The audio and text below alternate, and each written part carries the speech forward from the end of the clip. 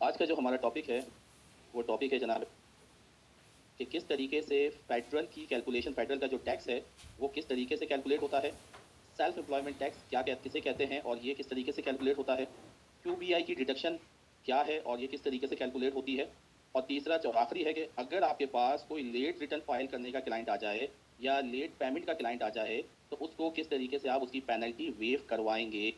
ठीक है जी, आगे चलते हैं। तो how to calculate federal tax, federal tax calculate कर रहे हैं हम, और फेडरल टैक्स के अंदर चलते हैं। मैं दिखा देता हूँ आपको रिटर्न में। रिटर्न में स्क्रीन ये है आपका federal tax. This is called federal tax, $6,295। अब ये किस तरीके से कैलकुलेट हुआ है ये मैं आपको सिखाऊंगा। इसके नीचे आप ऊपर जाते हैं तो ये है सेल्फ क्वालिफाइड बिजनेस डिडक्शन, $13,771। फिर इसके बाद सिखाऊंगा कि सेल्फ एम्प्लॉयमेंट टैक्स होता क्या है और ये $14,129 किस तरीके से कैलकुलेट होता है। और अगर टाइम बचा लोगों को बाकी चीज़ें करवाऊंगा, क्योंकि आज मेरी तबीयत ठीक नहीं है। तो मैं उम्मीद करता हूँ कि वॉइस सबको नहीं आ रही, काइंडली प्लीज़ मुझे कंफर्म कीजिएगा।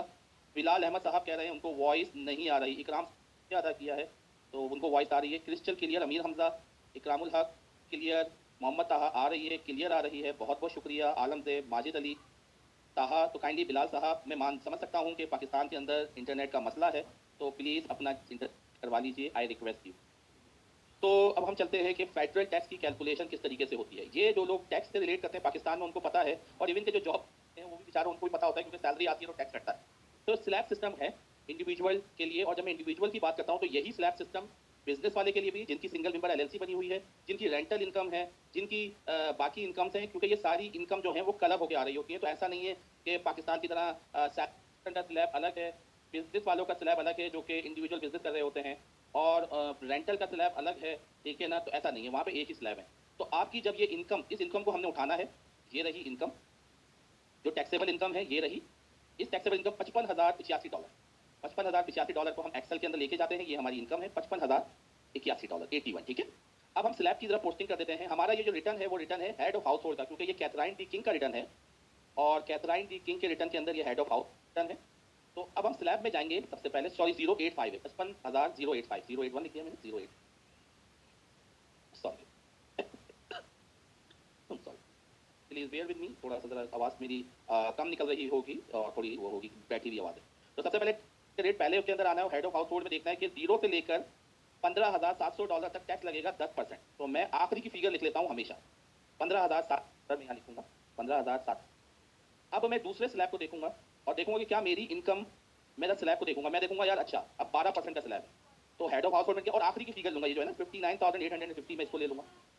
अभी मैं इनकम को नहीं देख रहा, ठीक है ना, 59,850। अब मैं देखूंगा यार मेरी इनकम तो इससे कम है, तो अगर इनकम मेरी इस स्लैब के आखिरी फिगर से ज्यादा होगी तो मैं नेक्स्ट स्लैब पे जाऊंगा, अदरवाइज मैं इसी इनकम को एज अ स्लैब के तहत ले लूंगा। ठीक है, अब क्या करूंगा,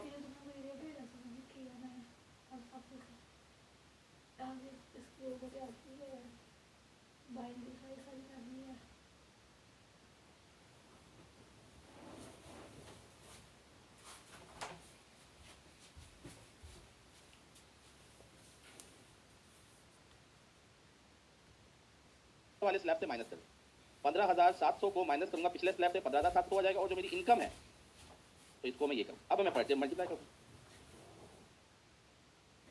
और दोनों को प्लस कर दूँ, 6296, और हमारे पास क्या टैक्स आ रहा है, 6295। ठीक है, $1 का डिफरेंस है, इट्स नेग्लिजिबल। ओके, अगर मिसाल के तौर पे वो लोग जो बेचारे नए हैं उनको समझ नहीं आ रहा, अगर ये मिसाल के तौर पे $60,000 होती, लेट सपोज, मैं सपोज कर लेता हूँ ये इनकम अगर 60,000, तो 60,000 अगर होती, तो अब ये स्लैब वाले से आगे बढ़ गया, मेरा जो ये जो स्लैब है यहाँ पे ये इससे आगे बढ़ गई है, तो 59,850 में लूंगा, 59,850।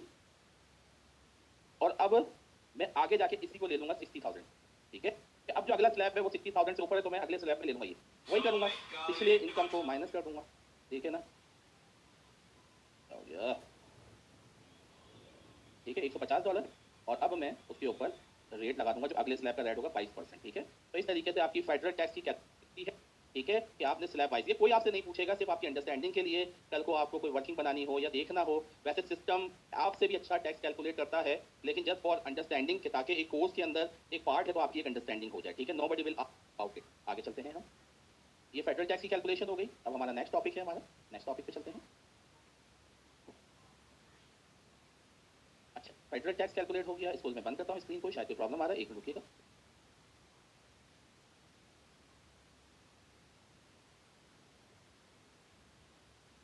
दूसरी कैलकुलेशन है सेल्फ एम्प्लॉयमेंट टैक्स, ठीक है। सेल्फ एम्प्लॉयमेंट टैक्स जो कि ये है आपका सेल्फ एम्प्लॉयमेंट टैक्स $14,129, ठीक है। अच्छा, थोड़ी सी जरा मैं हिस्ट्री बता देता हूँ। अगर आप बिजनेस कर रहे हैं तो कहा जाता है सेल्फ एम्प्लॉयमेंट टैक्स, और अगर आप जॉब कर रहे हैं तो ये टैक्स दो हिस्सों में टूटा हुआ होता है, जिसे हम कहते हैं सोशल सिक्योरिटी टैक्स और मेडिकेयर टैक्स। अभी हमने W2 पिछली क्लासेस में किए थे, ठीक है। तो अभी मैं आपको W2 भी दिखाता हूँ ताकि आपको अंडरस्टैंडिंग हो जाए कि अगर आप जॉब कर रहे हैं तो इस टैक्स का नाम होता है self employment social security tax और self employment tax, column number 4 और कॉलम नंबर 5। इन दोनों को मिलाकर जो आपको सेल्फ एम्प्लॉयमेंट टैक्स बनता है। तो अगर आप बिजनेस कर रहे हैं तो यही दोनों चीजें आपका कहलाएंगी सेल्फ एम्प्लॉयमेंट, और अगर आप जॉब कर रहे हैं तो ये आपकी कहलाएंगी कि सोशल सिक्योरिटी टैक्स और मेडिकेयर टैक्स, ठीक है। अच्छा, जब आप जॉब कर रहे होते हैं तो सेल्फ एम्प्लॉयमेंट टैक्स और मेडिकेयर टैक्स जो है वो आप 50% पे करते हैं और 50% एम्प्लॉयर पे करता है। जब आप जॉब कर रहे होते हैं, लेट्स सपोज आपने $1,00,000 की इनकम कमाई और मेडिकेयर और सोशल सिक्योरिटी का जो रेट मिलाकर है वो है 15.3%, 15.3%। तो $1,00,000 पे मिसाल के तौर पे 15.3% अप्लाई करेंगे तो ये बन गया $15,300। लेकिन $1500 अगर आप जॉब कर रहे हैं तो आप पूरा पे नहीं करेंगे, 50% आपका एम्प्लॉयर पे करेगा जहां आप जॉब कर रहे हैं, और 50% आप पे करेंगे। तो जॉब के अंदर फायदा है, ठीक है। लेकिन जब आप बिजनेस करते हैं तो बिजनेस के अंदर 15.3%, 15.3% का पूरा आपको पे करना पड़ता है, ठीक है। तो दूसरी बात, सेल्फ एम्प्लॉयमेंट टैक्स सिर्फ और सिर्फ एक्टिव इनकम के ऊपर अप्लाई होता है। एक्टिव इनकम का मतलब मैंने जॉब करी, मैंने बिजनेस किया, ये एक्टिव इनकम है। लेकिन मैंने रेंट पे घर दिया हुआ है, इसे कहते हैं पैसिव इनकम। मैंने कहीं इन्वेस्टमेंट की हुई है, लाइक इंटरेस्ट, लाइक मेरा डिविडेंड हो गया, कैपिटल गेन हो गया, ये सारी जो है वो पैसिव इनकम है। तो पैसिव इनकम के ऊपर सेल्फ एम्प्लॉयमेंट टैक्स अप्लाई नहीं होता। तो ये छोटी मोटी बातें हैं, इसको नोट कर लीजिएगा अपने पास, ठीक है। तो अब सेल्फ एम्प्लॉयमेंट टैक्स कैलकुलेट कैसे होता है, आइए देखते हैं। अभी हमारे पास $14,129, तो इसकी कैलकुलेशन क्या है, मैंने यहाँ पे कैलकुलेशन बना के लगा भी दी है, आप लोग भी देख लीजिएगा। ये रही, ये थोड़ा ऊपर मुझसे जल्दी जल्दी में। अच्छा, ये इसको ऐसे देखिए, wait. Social security tax and Medicare tax, इन दोनों को मिलाओ तो बनता है self employment tax. Social security का रेट है 12.4% और मेडिकेयर का रेट है 2.9%। तो इन दोनों को मिलाओ तो बनता है 15.3%, जिसे हम कहते हैं 15.3%, ओके। लेकिन यहाँ पर ऐसा है कि उन्होंने कहा यार कि ऐसा नहीं होना चाहिए। अब किसी की अगर $10,00,000 की इनकम है तो वो भी बेचारा 12.4% टैक्स पे कर रहा है। क्यों? क्योंकि जो सोशल सिक्योरिटी टैक्स आप इसलिए पे करते हैं कि जब आप रिटायर हों तो गवर्नमेंट की तरफ से आपको हर महीने एक इनकम मिले, ठीक है, जिसे हम सोशल सिक्योरिटी इनकम कहते हैं। और जब आप आपको कोई ट्रीटमेंट मिलेगा गवर्नमेंट की तरफ से फ्री ऑफ कॉस्ट, ठीक है। तो ये रिटायरमेंट के टाइम पे। तो अब होता क्या है कि सेल्फ एम्प्लॉयमेंट टैक्स को दो हिस्सों में तोड़ा है, social security tax and Medicare tax. Social security tax का जो रेट है 12.9% है, लेकिन इसकी इनकम की स्लैब है। अगर 2022 के अंदर जो सोशल सिक्योरिटी टैक्स का स्लैब है, ये थोड़ा ऊपर नीचे हो गया, प्लीज इसे सोशल सिक्योरिटी कंसीडर कीजिएगा। तो 2022 के अंदर सोशल सिक्योरिटी की जो इनकम का स्लैब था कि $1,47,000 तक की इनकम के ऊपर टैक्स अप्लाई होगा, इसके ऊपर नहीं होगा। मिसाल के तौर पे अगर कोई 2022 में था और उसकी $2,00,000 इनकम थी, $2,00,000 उसके ऊपर सोशल सिक्योरिटी टैक्स पे नहीं करना, उसको $1,47,000 के ऊपर टैक्स पे करना है, सोशल सिक्योरिटी टैक्स। और मेडिकेयर टैक्स की कोई लिमिट नहीं है। अगर आपकी $10,00,000 की इनकम है तो आप उसको $10,00,000 की इनकम के ऊपर ही मेडिकेयर टैक्स देंगे। तो पहली चीज, अगर आप जॉब कर रहे हैं तो सोशल सिक्योरिटी टैक्स और मेडिकेयर टैक्स को मिला के सेल्फ एम्प्लॉयमेंट टैक्स बनता है। जॉब के अंदर 50% आपका एम्प्लॉयर पे करता है, 50% आप पे करते हैं। लेकिन जब आप बिजनेस करते हैं तो आप 100% खुद पे करते हैं, 15.3। सेल्फ सोशल सिक्योरिटी टैक्स की इनकम की लिमिट है, जैसे 2023 के अंदर 1,60,200 से ऊपर की इनकम के ऊपर टैक्स अप्लाई नहीं होगा, सोशल सिक्योरिटी टैक्स। लेकिन मेडिकेयर टैक्स पूरी 2 लाख, तो अगर किसी की 2 लाख इनकम।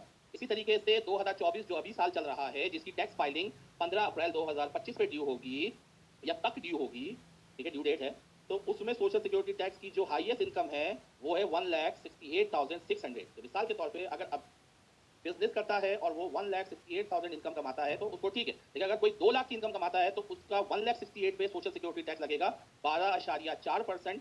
लेकिन मेडिकेयर टैक्स 2 लाख के ऊपर पूरा लगेगा 2.9%, ओके।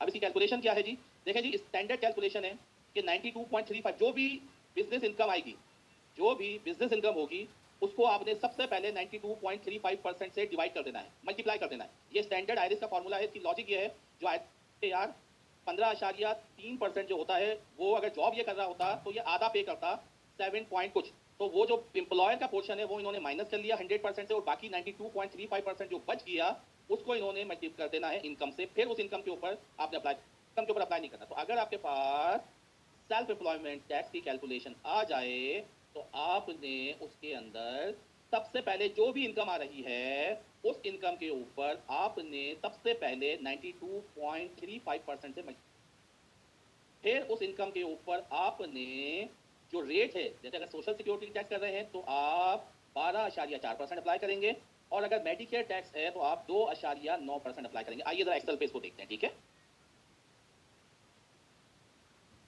अच्छा, मेरी इस जॉब की इनकम $14,641 है। इसके ऊपर ऑलरेडी सोशल सिक्योरिटी टैक्स और मेडिकेयर टैक्स पे हो चुका है।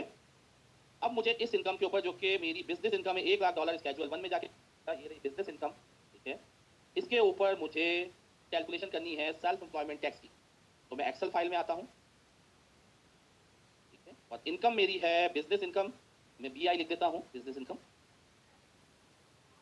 वो है $1,00,000। अब सबसे पहले आपने अप्लाई करना है रेट। अब सबसे पहले ये देखिए कि ये $1,00,000 जो है वो क्या लिमिटेशन से ऊपर है नीचे। तो 2023 में आया मैं, और मैंने देखा कि ये 1,60,200 है, और मेरी सैलरी इनकम मिलाकर भी 1,60,200 नहीं बन रही। तो अब मैं $1,00,000 ले लूंगा यहाँ पे, क्योंकि सैलरी इनकम और बिजनेस इनकम दोनों मिला के देखिए। तो अब सबसे पहले आपने रेट अप्लाई करना है, स्टैंडर्ड रेट 92.35%। इनकी स्क्रीन नजर आ रही, ये परसेंटेज अप्लाई करिए आपने। अब this is the amount eligible for self employment tax और मेडिकेयर टैक्स, ठीक है। तो आप self employment social security tax and care tax, इसका रेट है 12.4% एंड 2.9%। अप्लाई कर दिया यहाँ पर इससे, और इसको मल्टीप्लाई कर दिया इससे। अब आप टोटल देख लीजिए कितना बन रहा है, $14,130 या $29। क्या मेरी कैलकुलेशन में यही है? $14,129, ये मेरी सेल्फ एम्प्लॉयमेंट टैक्स की कैलकुलेशन। और आपको अगर दिमाग नहीं लड़ाना तो यहाँ पे दी हुई होती है, ये देखिए सेल्फ एम्प्लॉयमेंट टैक्स की कैलकुलेशन दी हुई है। आप चाहें तो यहाँ से भी चेक कर सकते हैं, ठीक है। आगे चलते हैं।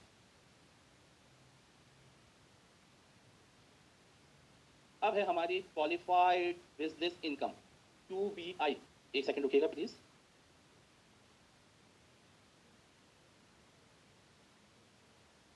कि अगर फेडरल टैक्स और सेल्फ एम्प्लॉयमेंट टैक्स में किसी को सवाल है तो मैं 5 मिनट दे देता हूं, क्योंकि मुझे लग रहा है परमा थोड़ा आपका भर जाएगा। तो अगर किसी को सवाल है तो वो अभी सवाल कर ले, 5 मिनट हम सवाल ले लेते हैं, ठीक है। और प्लीज हाथ खड़े कर लें अगर किसी को सवाल है तो। जी फैजान जफर साहब।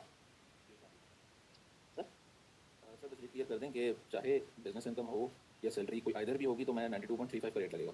जी बिल्कुल ऐसा ही। सैलरी इनकम को तो मैं हटा दूंगा 100% कैलकुलेशन से, सिर्फ और सिर्फ बिजनेस इनकम के ऊपर 92.35 लगेगा। बिजनेस इनकम नहीं, तो अभी आपने कहा ना कि सैलरी और बिजनेस मिला के भी 1 लाख। पहले मैं इससे ऊपर जा रहा है, पहले मैं नेट ऑफ से पहले देखूंगा, तो पहले देखूंगा, ठीक है ना। और वो जो इनकम अगर उससे ऊपर जा रही होगी तो जो बिजनेस की इनकम है, वो सैलरी इनकम उस पर तो ऑलरेडी हो गया।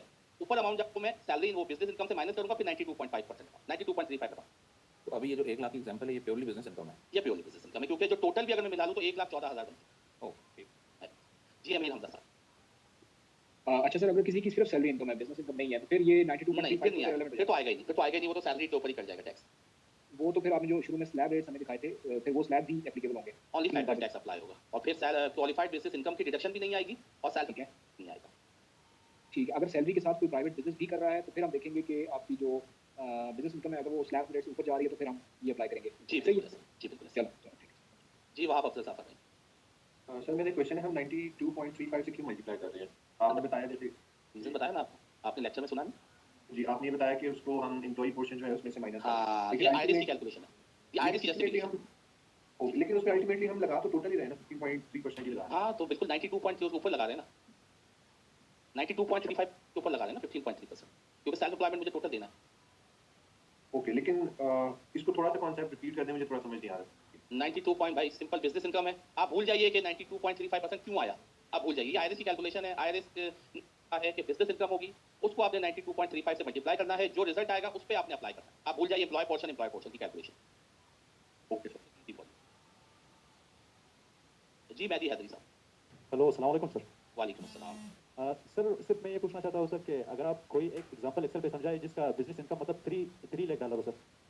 बिजनेस इनकम 3 लाख का ले जी लीजिए। सर, मतलब सर उसी का मिसाल आप एक बार समझाएंगे तो सबसे पहले मतलब उनमें से 1,68,000 मतलब उसमें से हम लोग उसी सिलेक्ट से मतलब के उसी सिलेक्टेड से हम लोग सेल्फ एम्प्लॉयमेंट टैक्स निकालते हैं ना सर। जी 1,68,000 जो है वो उसके ऊपर से टैक्स लग जाएगा, 3 लाख हट जाएगा। हाँ 3 लाख के ऊपर मेडिकेयर टैक्स अप्लाई हो जाएगा। सही है सर, सही है। Thank you sir, thank you my thank you. अच्छा जी जी इकराम साहब सवाल कीजिएगा प्लीज। इकराम साहब सवाल कीजिएगा। अगर सैलरी इनकम और ये जो दूसरी इनकम है बिजनेस दोनों मिला के वो जो आप लिमिट बता रहे हैं उसको क्रॉस कर जाती है तो वो जो बिजनेस इनकम होगी वो टोटल में से जितने से एक्सेस हो रही होगी वो माइनस हाँ हाँ वो माइनस हो जाएगी, जो आपका हाईएस्ट लेवल होगा वो माइनस हो जाएगी। यानी कि अगर फर्क करें कि दोनों मिला के 81 हो जाती है तो और एक 160 एरिया जितनी भी वो लिमिट है तो उसमें जो बिजनेस इनकम में से जो एक्सेस हो रहा है वो माइनस कर लेंगे और फिर लगाएंगे 92 पर। जी बिल्कुल sir, thanks. My pleasure, thank you. अच्छा जी आगे चलते हैं हम। अच्छा जी क्वालिफाइड बिजनेस इनकम की डिडक्शन, ठीक है, QBI। देखिए जी जो लोग बिजनेस करते हैं जिनकी बिजनेस इनकम 2023 में, अगर वो business income only for business income की बात करूंगा मैं, ठीक है, क्योंकि लिख भी ये रहा है कि बिजनेस इनकम, ठीक है, अगर आपकी इनकम 1,82,000 तो से कम है, बिजनेस इनकम अगर आपकी टोटल टैक्सेबल इनकम 1,82,000 या टोटल टैक्सेबल इनकम लिखा हुआ जिसके अंदर सब आ जाएगा, ठीक है, business income and non business income total आ जाएगा, ठीक है।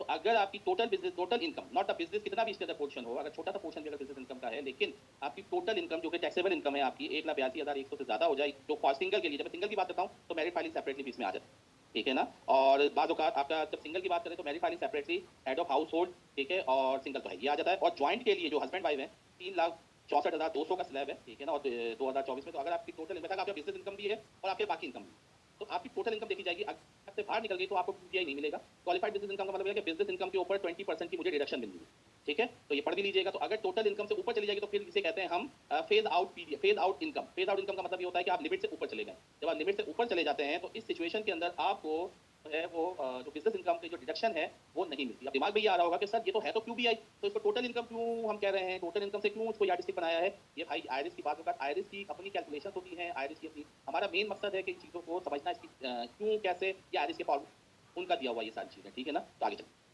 तो इसका फॉर्मूला क्या है कि सबसे पहले क्वालिफाइड बिजनेस इनकम जो कि बिजनेस इनकम है, ठीक है, उसमें से 50% of self employment tax minus करेंगे और जो रिजल्ट आएगा उसको 20% से मल्टीप्लाई करेंगे, ठीक है। क्वालिफाइड बिजनेस इनकम मतलब बिजनेस इनकम जो हमारे इस केस के अंदर $1,00,000 है, में से 50% of self employment tax minus कर देंगे। सेल्फ एम्प्लॉयमेंट टैक्स कहाँ है, सेल्फ एम्प्लॉयमेंट टैक्स ये रहा, ठीक है, $1,14,129, इसको डिवाइड कर देंगे 2 से, ठीक है, जैसे ये हुआ है 7065, ये रहा, ये 50 एम्प्लॉयमेंट टैक्स है 7065 जो कि एडजस्टमेंट है, ठीक है। तो 1,00,000 में से पहले मैंने 7065 माइनस करूंगा, मल्टीप्लाई करूंगा 20%, एक रिजल्ट आ जाएगा। वो बोलेगा रुको जरा, इस रिजल्ट को कंपेयर करना है, इस रिजल्ट को कंपेयर करना है आपके एक और कैलकुलेशन से कि taxable income before business income deduction, taxable income before qualified business income deduction. मिसाल के तौर पे यहाँ आइए, यहाँ देखते हैं, तो ये रही टैक्सेबल इनकम, ठीक है। अब ये चाहिए बिफोर क्वालिफाइड बिजनेस इनकम, तो या तो आप इस 55 में ये प्लस कर लीजिए, या 1,07,000 में आप 720 माइनस कर लीजिए, आपका qualified taxable income before QBI आ जाएगा, ठीक है। और इसमें से अगर कोई कैपिटल गेन है जो कि इसमें इस सिनेरियो में नहीं है, अगर कोई कैपिटल गेन की इनकम होगी तो वो माइनस करके 20% से मल्टीप्लाई कर लेंगे। आइए जरा इसको हम एक्सेल पे देखते हैं, ओके।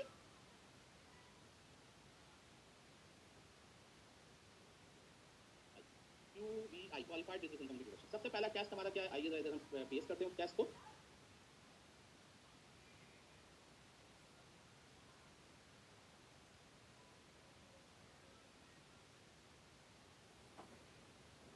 केवल इन ओवर ये टेस्ट नहीं आप पुट कर रहा हूं,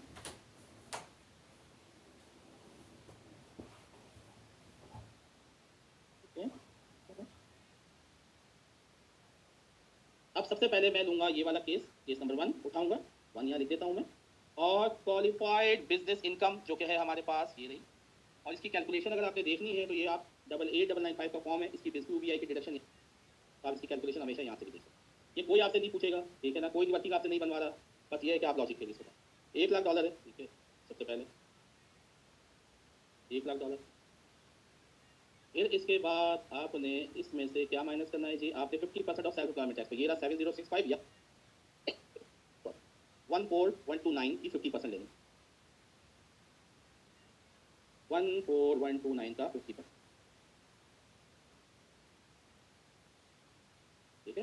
उसको माइनस कर लीजिए और इस पर अप्लाई करिए 20%।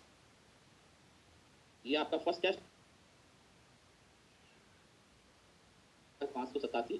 सेकंड टेस्ट अब हम करेंगे। सेकंड टेस्ट है taxable income before qualified business income deduction. तो हम इसको ऐसे कर लेते हैं, ऊपर आइए, वह 1,07,576, 1,07,576।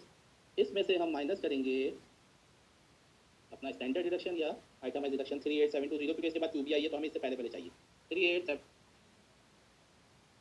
38720, इस पर माइनस कर लीजिए। ठीक है, ये आ गई आपकी QBI। कैपिटल गेन आपका 0 है, कुछ भी नहीं है, तो ये इनकम आपकी आ गई।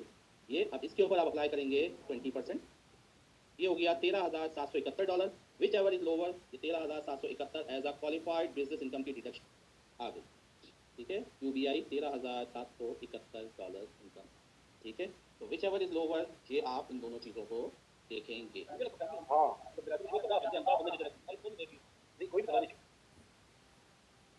एक मिनट रुकिएगा, मैं शायद बंद करना भूल। Thank you. अच्छा, तो आज हमने जो अभी देखी है वो 3 कैलकुलेशंस देखी हैं, टैक्स की कैलकुलेशन, सेल्फ एम्प्लॉयमेंट टैक्स की calculation and qualified business income की कैलकुलेशन। ठीक है, सिंपल इसको अपने माइंड में रखिए, चीज़ें सिर्फ आपको पता होनी चाहिए क्योंकि की होती कहते हैं।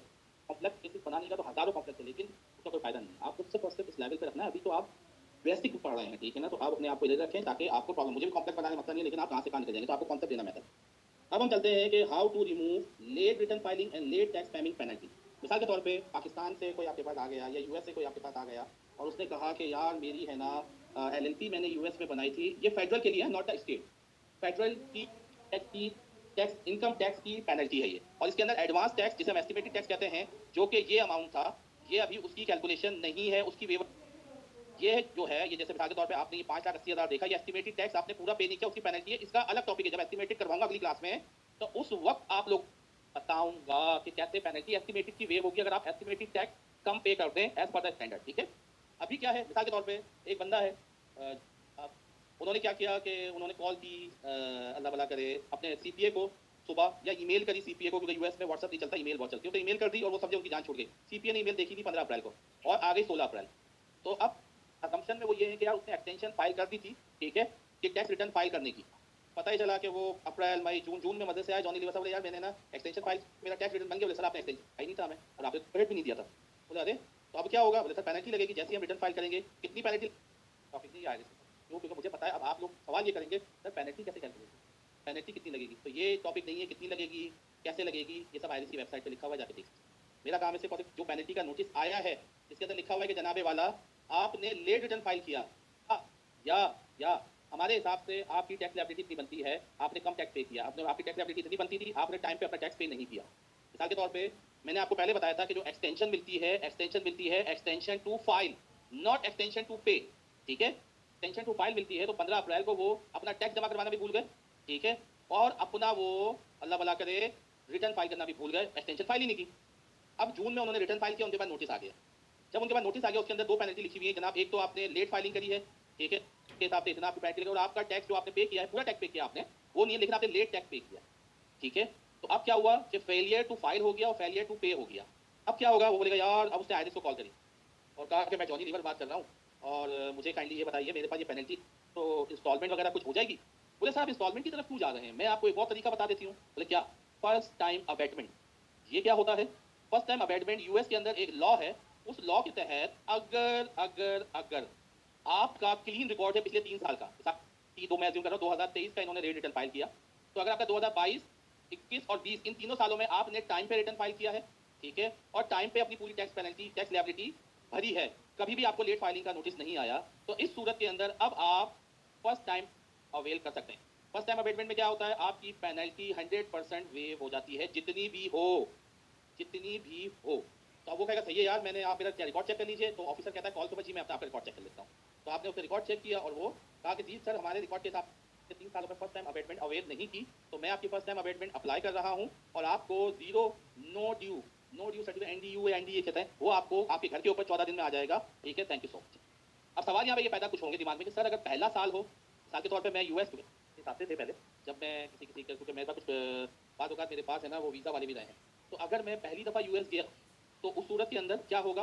मिसाल के तौर पर मैं गया ही 2023 में था, सोशल सिक्योरिटी नंबर मिल गया, मुझे किसी ने बताया नहीं कि मैं टैक्स फाइल करता, क्योंकि मैं वहाँ बिजनेस वीजा के ऊपर गया हुआ था, मैंने इनकम भी कमाई और मैंने रिटर्न लेट। अब जब मैंने रिटर्न लेट फाइल किया तो अब मेरे पास नोटिस आ गया, तो क्या मैं एलिजिबल हूँ? क्योंकि मेरे 3 साल की तो हिस्ट्री है ही नहीं। Number 1 case. Number 2 case, sir अगर पाकिस्तान से बैठ के किसी ने यूएस में एलएलसी बनाई है और उसका पहला साल है, क्योंकि जो यूएस पाकिस्तान में बेचारे एलएलसी बनाते हैं उनको गाइड ही नहीं किया जाता कि जनाब जो आप एलएलसी बना रहे हो इसकी फेडरल की फाइलिंग 15 अप्रैल तक करनी है, और अगर सी कॉप है तो उसकी भी 15 अप्रैल तक करनी है, और अगर पार्टनरशिप है तो 15 मार्च तक, और अगर एस कॉप तो बना ही नहीं सकता नॉन यूएस सिटीजन, तो आपने ये फाइलिंग करनी है फेडरल की और स्टेट की। तो हम स्टेट के टॉपिक पे बिल्कुल नहीं जाते, हम फेडरल की बात कर रहे हैं। तो अब वो बंदे के पास अगर नोटिस आ गया तो वो ये कहेगा मेरा तो पहला साल है, तो क्या मुझे ये एलिजिबिलिटी है? जी जनाब, तो ये एलिजिबिलिटी है। क्यों? क्योंकि आपका पिछले 3 साल तो कहे ही जीरो, मतलब आपने आए पहला साल है। तो अब वो बंदा जिसकी 3 साल की हिस्ट्री जॉनी लीवर की क्लियर थी, उसने 2023 में ले लिया। वो बंदा जो पहली दफा यूएस गया उसने भी ले लिया। वो बंदा जिसने पहली दफा यूएस एलएलसी बनाई उसने भी अवेल कर ली। अब ये लोग जो पता ही चला कि जॉनी लीवर साहब ने तो 14-24 में ओके फाइल कर दिया, जो नया बंदा था वो फिर मासूम बना हुआ है, मुझे पता ही नहीं है, तो उसने 2024 फिर लेट फाइल कर दिया। अब जो नई एलएलसी वाला है, ठीक है ना, और उसने भी टाइम पे फाइल कर दिया, तो जॉनी लीवर और नई एलएलसी दोनों साइड हो गए। ये जो नया यूएस से बंदा गया था, अब वो दोबारा कॉल करके शायद मेरी वेव हो जाए, तो यार मैं तो नया आया हूँ, बोले sorry sir, you have availed first time abatement in 2023, now you can avail in 24, 25, 26, 27 के अंदर आप अवेल कर सकते हैं।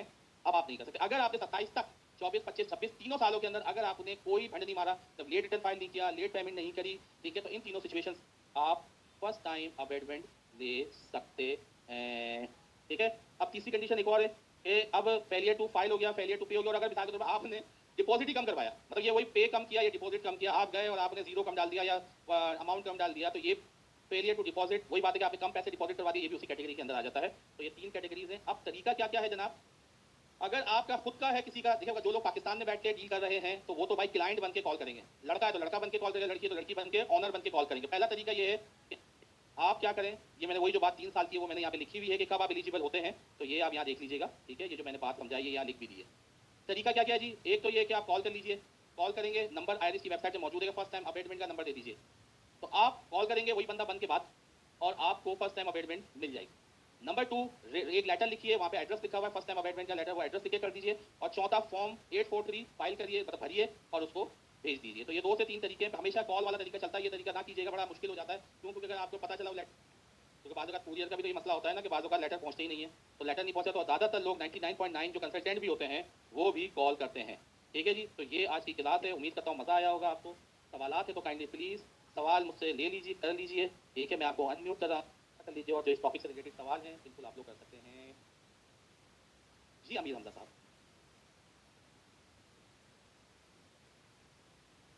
एक मिनट जी, आप अलाउ है, आप म्यूट अनम्यूट कर सकते हैं। अमीर हमजा साहब आपकी आवाज़ नहीं आ रही मुझे, प्लीज़ क्या आप अनम्यूट अपने आप को नहीं कर पा रहे?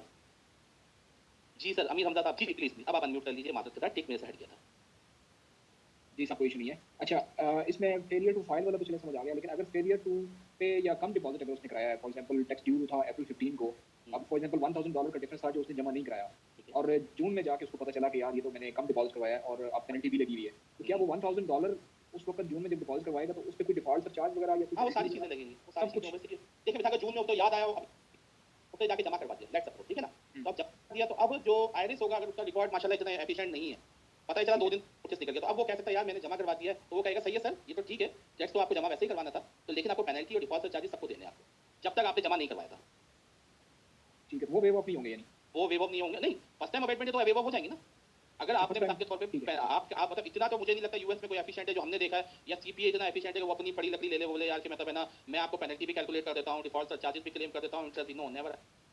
वो कह सकता है सर ये जल्दी जमा करवा दीजिए, अब जब आपके पास नोटिस आएगा फर्स्ट टाइम अबेटमेंट लेंगे तो आप अवेल कर लेंगे उसके अंदर, खत्म। ठीक है सर, फरमाइएगा sir kindly self employment tax वाला कॉन्सेप्ट थोड़ा सा रिकैप कर दें। मैं बता देता हूँ। सेल्फ एम्प्लॉयमेंट टैक्स क्या होता है सर कि एक तो फेडरल टैक्स होता है जो कि फेडरल अथॉरिटी देती है, एक होता है सेल्फ एम्प्लॉयमेंट टैक्स। वो ये होता है कि ये जो टैक्स है सेल्फ एम्प्लॉयमेंट टैक्स, ये 2 चीज़ों को मिला के बनता है। मिसाल के तौर पे एक है सोशल सिक्योरिटी टैक्स जो कि फेडरल टैक्स से अलग है, और मेडिकेयर टैक्स। अगर आप जॉब कर रहे हैं तो इस टैक्स को नाम कहते हैं सोशल सिक्योरिटी मेडिकेयर टैक्स, लेकिन अगर आप बिजनेस कर रहे हैं तो इन दोनों टैक्सेस को मिला के नाम कहा जाता है सेल्फ एम्प्लॉयमेंट टैक्स, और ये टैक्स दिया जाता है बिजनेस इनकम के ऊपर। ये और कुछ अगर मतलब मैं सिर्फ सैलरी डिपेंड, ठीक है, उसमें इसको मैं क्या कहूँ, ये मेरे काफ़ी टैक्स ऑटोमेटिकली सैलरी पर का ऑलरेडी कट जाता है उसके साथ, तो हम सेल्फ एम्प्लॉयमेंट टैक्स नहीं कहेंगे, फिर हम मेडिकेयर और सोशल सिक्योरिटी टैक्स कहेंगे अगर आप जॉब कर रहे हैं तो इसी टैक्स को। जी बिलाल अहमद साहब, अस्सलाम वालेकुम। वालेकुम अस्सलाम। सर सर आपने थोड़ी देर पहले एक स्टेटमेंट कही थी कि पैसिव इनकम, तो क्वेश्चन ये था कि जो रेंटल इन्वेस्टमेंट और डिविडेंड वगैरह से जो इनकम हमारे पास आ रही है क्या वो टैक्सेबल नहीं होती? इनकम पैसिव मैंने तो एक बताया कि उनके ऊपर सेल्फ एम्प्लॉयमेंट टैक्स नहीं लगता। इनकम एक्टिव हो या पैसिव हो, सब पे एक ही तरीके से टैक्स लगता है। मतलब कुछ कुछ टैक्सेस अप्लाई नहीं होते ना उनके ऊपर, उनकी नेचर ऐसी नहीं है कि उन पे सेल्फ एम्प्लॉयमेंट टैक्स अप्लाई हो। नहीं कि फेडरल टैक्स अप्लाई नहीं होगा, स्टेट टैक्स अप्लाई नहीं होगा, उसके ऊपर सिर्फ सेल्फ एम्प्लॉयमेंट टैक्स अप्लाई नहीं उस इनकम। ओके सर एक और छोटा सा सवाल है सर, ये थोड़ी सी बैकग्राउंड इन्फॉर्मेशन की वजह से दिमाग में आ रहा था तो इसलिए मैं पूछना चाहता हूँ। हम लोग अभी तक सेल्फ एम्प्लॉयमेंट और ये दूसरे टैक्सेस जो कि आप बता रहे हो पढ़ रहे हैं, तो जैसे कि आपने बताया कि जॉब में हमारे पास एसएससी लाइक सोशल सिक्योरिटी और मेडिकेयर लगता है। इसके अलावा मैंने फाइका और फ्रूटा नाम के जी बिल्कुल, पैरोल का पार्ट है ये। वो अलग है। जी पैरोल का पार्ट है। फीका हो गया, ठीक है ना, सूटा हो गया, फूटा हो गया, सूटा हो गया, ऐसे सारे के सारे जो टैक्सेस हैं वो सारे के सारे होते हैं। फाइका टैक्स सेल्फ एम्प्लॉयमेंट को ही कहा जाता है भाई। फाइका सेल्फ एम्प्लॉयमेंट कहा जाता है। जी फाइका टैक्स सेल्फ एम्प्लॉयमेंट को कहा जाता है, तो जो सोशल सिक्योरिटी और मेडिकेयर को होता है, ठीक है ना, फाइका टैक्स कहते हैं उसको। देखो आप जितना जब पढ़ते जाओगे ना आपको पता चलता जाएगा। मैं अभी उस लेवल पे ले जाऊंगा ना कि यार इसको ये भी कहा जाता है, आप लोग कंफ्यूज हो जाओगे। लेकिन फूका सूटा जो होता है वो अनएम्प्लॉयमेंट टैक्सेस होते हैं, पैरोल का पार्ट होता है कि एक बंदा जॉब जो करता है, बता देता हूँ सबकी नॉलेज के लिए कर रहा है, तो वो एम्प्लॉयर जो है ना वो अवॉइड करता है कि यार मैं इसको जॉब पे लेके ना आऊँ, इसको 1099 एनईपी पे ले आऊँ। क्यों? इसको फ्रीलांसिंग पे ले आऊँ। क्यों? क्योंकि उसे एक तो 7.65% जो है सेल्फ एम्प्लॉयमेंट टैक्स पे करना पड़ेगा। फूटा क्या होता है? फेडरल अनएम्प्लॉयमेंट टैक्स पे करना होता है कि अगर ये जॉब छूट जाए तो उसको अनएम्प्लॉयमेंट गवर्नमेंट फेडरल को फूटा दे, स्टेट को फूटा देता है। भाई इधर तक ही रखिएगा, इसके तो हालात ना ले आइएगा पैरोल की क्लास में, ठीक है? जस्ट बता लीजिए आप। ओके बिलाल अहमद साहब? हाँ thank you sir. Javed Iqbal साहब फरमाइएगा सर। जी सर, ये क्लियर कर दीजिएगा कि जो बिजनेस इनकम है या सेल्फ एम्प्लॉयमेंट है, इसके टोटल जो दो ही टैक्सेस होते हैं, ये सोशल, इसके अलावा भी कोई टैक्स लायबिलिटी है? फेडरल टैक्स होता है, फेडरल टैक्स होता है बिजनेस के ऊपर। दूसरा सेल्फ एम्प्लॉयमेंट टैक्स होता है, जिस स्टेट में आप जॉब कर रहे हैं स्टेट इनकम टैक्स होता है। और अगर आपके बिजनेस ऐसा है जिसके ऊपर सेल टैक्स लगेगा तो वो आप लोगों से सेल टैक्स भी लेंगे, तो वो भी एक तरीके का टैक्स है। बस यही होते हैं, बाकी मेरे ख्याल में और हाँ किसी किसी स्टेट में इनकम टैक्स को फ्रेंचाइज टैक्स भी कहा जाता है, तो ये आप टर्मिनोलॉजी देखेंगे फ्रेंचाइज टैक्स। जी मेहदी हैदरी साहब। अस्सलाम वालेकुम सर। वालेकुम सलाम सर। सर मैं सिर्फ फर्स्ट टाइम अबेटमेंट सर वो जो एलएलसी पाकिस्तान से बना थे, और दूसरा जो आपने केस बताया था कि कोई नया बंदा जब यूएसए जाता है तो पहले साल जब कोई बिजनेस स्टार्ट करते हैं, तो ये दोनों वाला अगर एक बार समझाएंगे सर। हाँ मैं समझा देता हूँ। होता क्या है कि जरूरी नहीं है कि पहले वाला यूएस पे जाके बिजनेस शुरू हो सकता है जॉब कर ले, वो जॉब करे और जॉब के साथ बिजनेस कर ले, या बिजनेस कर ले ऐसा हो जाए कि उसको टैक्स तो उसका पूरा पे हो गया लेकिन उसका रिटर्न फाइल नहीं किया। लेट्स सपोज लोग यहाँ से L1 पे जाते हैं ना, तो उनको पता नहीं है उनकी जॉब की जो सैलरी पे टैक्स कटा था वो जमा हो गया लेकिन उन्होंने टैक्स भरा नहीं, ठीक है? तो इस सिचुएशन में ये होगा कि अब उसका टैक्स तो भरा हुआ है, उस बंदे का यूएस किया क्योंकि वो जॉब पे था, लेकिन उसने फाइल किया, तो उसकी पेनल्टी जो वेव होगी वो होगी on the basis of first time abatement, क्योंकि उसका 3 साल की हिस्ट्री है ही नहीं। और जो यूएस पाकिस्तान से बैठ के एलएलसी बनाएगा उसकी भी 3 साल की हिस्ट्री नहीं है, वो भी फर्स्ट टाइम अबेटमेंट अवेल कर लेगा। सही है sir, thank you sir, thank you. जी बिलाल रजा साहब पाकिस्तान। सर आपने बताया कि जो सोशल सिक्योरिटी टैक्स स्लैब है वो पूरी इनकम पे नहीं करता, और उसमें ये आपने बताया कि उसमें जितनी भी इनकम मतलब बिजनेस है, सैलरी और जो भी सोर्स इनकम का, उसको हम टोटल पे देखते हैं जो हमारे स्लैब से अगर एक्सेस कर रहा है, बिल्कुल सही। तो अगर वो एक्सेस इनकम जो है वो हम सिर्फ बिजनेस इनकम से माइनस करते हैं, वो भी सिर्फ टोटल इनकम से माइनस करते हैं? ना ना देखिए, बिजनेस इनकम से इसलिए माइनस करते हैं कि जो जॉब की इनकम है उसके ऊपर ऑलरेडी सेल्फ एम्प्लॉयमेंट टैक्स और मेडिकेयर कट चुका है ना, तो उससे माइनस नहीं करेंगे बिजनेस, क्योंकि कैलकुलेशन ही मुझे बिजनेस इनकम पे करनी है। एक्सेस के अलावा अपने टोटल इनकम देखने को जो माइनस, जो एक्सेस माइनस होगा उससे बिजनेस करेंगे। बिल्कुल ऐसे, बिल्कुल। Thank you. जी अतर शमीम साहब। अस्सलाम वालेकुम। वालेकुम सलाम। सर मुझे ये पूछनी थी कि आपने 15.3% को जो 100 से माइनस किया था, वो तो एक 100 से माइनस किया था? नहीं जी, जी। 15.3% 100 से तो माइनस नहीं किया। नहीं मतलब 15.3% को आपने कहा किया था कि आप आपका एम्प्लॉय देगा और आप एम्प्लॉय देगा, ठीक है, तो बिल्कुल सही। ये जॉब की किस्म तो ठीक है, बट सेल्फ एम्प्लॉयमेंट में ये आप जो हो रहा है वो सोशल सिक्योरिटी में अलग और मेडिकेयर में अलग नहीं हाफ नहीं हो रहा, 100% होगा। सोशल सिक्योरिटी मेडिकेयर में टोटल 15.3% आप पे करेंगे, इसका आधा नहीं पे करेंगे, टोटल पे करेंगे। ठीक है, वो दोनों को मिला के 15.3 जी जी 12.4% सोशल सिक्योरिटी टैक्स और 2.9% मेडिकेयर टैक्स, ठीक है? अच्छा जितनी चीज़ है ना बताऊंगा, उस लेवल तक आपका लेवल है ना तो उस तक बताऊंगा ताकि बेसिक बन जाए, ठीक है ना? मेडिकेयर में और भी बहुत कुछ है, ठीक है? वो नहीं बताऊंगा बाकी नहीं बताऊंगा, आगे जाके आपको खुद पता चलेगा चीज़ें। तो अभी कॉन्सेप्ट इतने ही रखें। जी इमरान परवेज साहब। अच्छा सॉरी सर, मैं अनम्यूट करना भूल कोई गया। बात मैं ये कह रहा था, अस्सलाम वालेकुम, सॉरी सर, अस्सलाम वालेकुम। वालेकुम सलाम भाई। अच्छा सर, मैं ये पूछना चाह रहा था कि फर्स्ट अबेटमेंट का जो रूल है, अगर स्टेट के डिफॉल्ट हैं और कंपनी की वहाँ पर कोई मतलब है वायलेशन, तो वो भी फर्स्ट अबेटमेंट के रूल के नहीं तहत सर, आएगा? Only this is only for federal, this is only for federal. अच्छा, यानी कि वो खाता अलग होगा और जी वो वो खाता हर स्टेट का रूल अलग है, हर स्टेट का रूल अलग है। ठीक। वो सर मैं ये ठीक है सर, एक और सवाल छोटा सा ये था कि ये जो सेल्स टैक्स होता है स्टेट का, मतलब आई नो के आउट ऑफ द वे है, लेकिन काइंडली थोड़ा सा गाइड कर देना कि ये पाकिस्तान में जिस तरह सेल्स टैक्स परचेज के ऊपर और सेल्स के ऊपर नेट आउट होता है, ये उधर अमेरिका में भी इसी तरह जी ऐसा ही होता है, बिल्कुल ऐसा ही। आउटपुट का कॉन्सेप्ट है लेकिन विथहोल्डिंग का कॉन्सेप्ट वहाँ नहीं। ठीक है, right, thank you very much sir. बात अगर एक और कॉन्सेप्ट चले आप लोगों को बताया, देखिए अगर मुझे आप लोग वाह खुदा यकीन मानो इरिटेट नहीं करेंगे ना, मैं आपको लिटरली सही बता रहा हूँ। बात अगर इरिटेशन क्या होती है कि अननेसेसरी कमेंट्स और ये चीज़ें मेरे पास एडमिन की तरफ से आ रही है। देखिए नहीं करता, अगर मुझे इरिटेट नहीं करेगा मैं बहुत कुछ बताऊँ, ठीक है ना। और अगर इरिटेट हो जाऊंगा मैं फिर आऊँगा क्लास लूँगा चला जाऊँगा। मेरे पास मैंने भाई 8 साल काम किया, ठीक है, मुझे पता है कि कितना मुझे जवाब देना है, जवाब देने पे भी परेशानी है, पुराने सवाल लेने पे भी बड़ी परेशानी है, कोई बात नहीं, और भी बहुत हैं, ठीक है। लेकिन मैं कहता हूँ मेरे आप लोग भाई हैं, ठीक है, आई लव यू पीपल। मैं आपको सिखाना चाहता हूँ, मेरी छोटी मोटी गलतियों को नजरअंदाज कर दिया करें, ठीक है ना। मैं हूँ, इंसान ही हूँ ना यार। मुझे आप लोग जितना रिलैक्स करेंगे ना, बिलीव मी मैं उतना बताऊंगा, मुझे कोई मसला नहीं है मुझे बताने में, मुझे पैरोल भी आता है, मुझे सेल टैक्स में सब आता है, लेकिन नहीं बताऊंगा इतना कहूँगा तो बहुत कुछ बताऊँ, ठीक है ना भाई, बुरा नहीं मानिएगा, आउट ऑफ द कोर्स बताऊंगा, ठीक है ना। क्रॉस बॉर्डर की भी चीजें बात होगा बता दूंगा, ऐसे मूड में, बिकॉज डिपेंड करता है ना यार, ठीक है। तो प्लीज प्लीज जरा मेरे भाई हैं आप लोग, जरा समझ सकते हैं, ठीक है ना, इंसान की नेचर होती है। तो इमरान भाई मसला ये है कि जो यूएस के अंदर इनपुट और आउटपुट का कॉन्सेप्ट, जैसे पाकिस्तान में विदहोल्डिंग का तो है ही नहीं, जैसे स्टेट टैक्स विदहोल्डिंग होती है, और कॉन्सेप्ट होता है रीसेलर सर्टिफिकेट का। वो क्या होता है रीसेलर सर्टिफिकेट का कॉन्सेप्ट? वो ये होता है कि आप किसी से माल खरीदते हैं पाकिस्तान में, तो वो आप पे टैक्स लगाता है, फिर आप आगे वाले पे टैक्स लगाते हैं।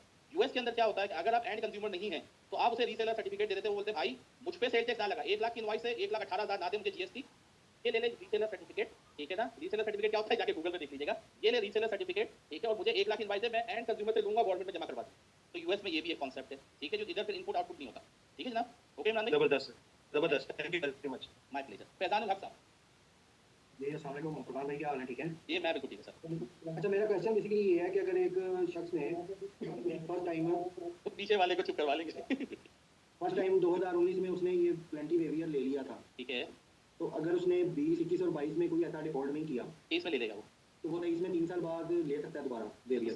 बिल्कुल सही, सही है, ठीक है। थैंक यू जी। और कोई सवाल है तो जनाब मुझे बताइए, फिर क्लास को वाइंड अप करूं।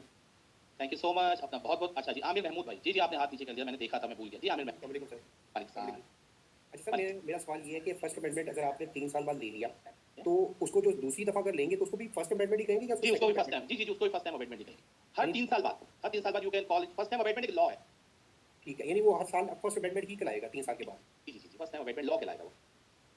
इसके अलावा तो यूएस के अंदर बहुत सी चीजें होती हैं, मिसाल के तौर पे सीडीसी होता है, मिसाल के तौर पे जो एक लिटिगेशन है, लिटिगेशन के अंदर बात ऐसा होता है लेते हैं इंस्टॉलमेंट के साथ साथ आप बोलते हैं ऑफर इन कॉम्प्रोमाइज, ठीक है ना, ओआईसी कहते हैं ऑफर इन कॉम्प्रोमाइज। उसके अंदर क्या होता है कि पूरा का पूरा टैक्स वेव करवा लेते हैं वो लिटिगेशन को। बड़े जो लोग होते हैं जिनको अलग टैक्स का, जिनका काम अलग ही लिटिगेशन की फील्ड है। यूएस के अंदर टैक्स प्रिपेयर अलग है, टैक्स रिव्यूअर अलग होता है, टैक्स प्लानर अलग होता है। रिव्यूअर ही सबमिट करता है, आप प्रिपेयर बन रहे हैं, ठीक है ना। फिर रिव्यूअर होता है, रिव्यूअर कोई सबमिट करता है, प्लानर अलग होते हैं, ठीक है, जो institute of American institute of दादा है वो इसको पढ़ाता है। इसके अलावा सबसे अच्छी फील्ड है आपकी लिटिगेशन की, जिसको सर्टिफाइड सीआई या सीटीआई कहा जाता है, सीटीओ कहा जाता है, जिसके अंदर आप स्पेशलाइज बनते हैं फॉर अगर जो नोटिस आ रहे होते हैं उनका रिप्लाई देने के लिए। तो सबसे आसान फील्ड टैक्स प्रिपेयर की है। जो यूएस के अंदर लोग हैं तो रिव्यूअर भी नहीं बनते, बोल रहे यार क्या 4-5-100,000 के लिए, 2-7 के लिए हम पूरे साल कस्टमर को करें। इससे अच्छा हम लिटिगेशन की तरफ चले जाते हो। लिटिगेशन एक बहुत बड़ी फील्ड है जिसके अंदर अगर $50,000 का आपका अगर कोई आया हुआ है केस, तो आप उससे बोलते 10% लूंगा गवर्नमेंट में, आप सीधे सीधे कस्टमर $10,000 बना, ठीक है, क्योंकि यूएस के अंदर हाईएस्ट सैलरी लगा हुआ है जो यहाँ पे, ठीक है, अगर 10 कस्टमर पूरे साल में ले लिए तो सबसे ज्यादा वो कमाते हैं,